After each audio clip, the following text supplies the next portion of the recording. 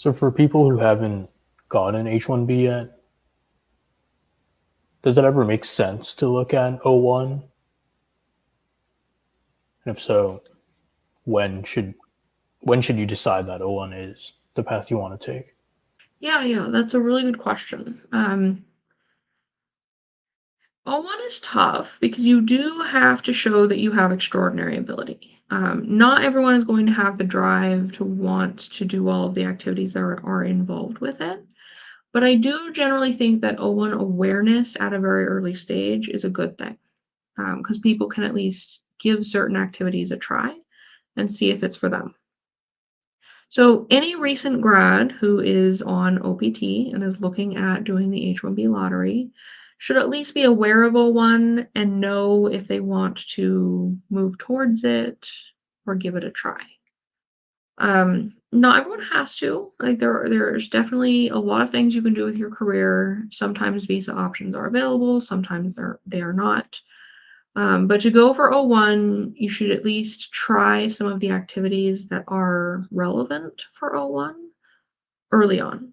So in your first year of OPT, if possible, in your second year of OPT, if you have to, um, and then see if you can kind of garner the recognition and actually do some of these things that are notable and that are acknowledged for O-1.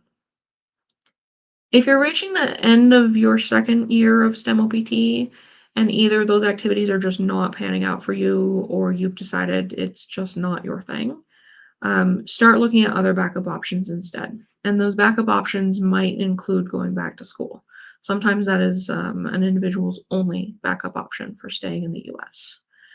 But if you are getting to the second year of your STEM OPT, just about to start it, and so you're having the 3 years, and the activities that you've done so far, kind of towards that O-1, seem reasonable for you to pursue, at that point, I do think it's worth making a decision to either go full steam ahead and try to build an O-1 profile, or alternatively look at those other options like going back to school. Yeah, the final decision doesn't need to be made right away, but the groundwork does need to be done. So you need to at least be experimenting or trying for a few different activities that will qualify for O-1 early on after graduation. It's really hard to build a whole O-1 profile start to finish within 6 months or so.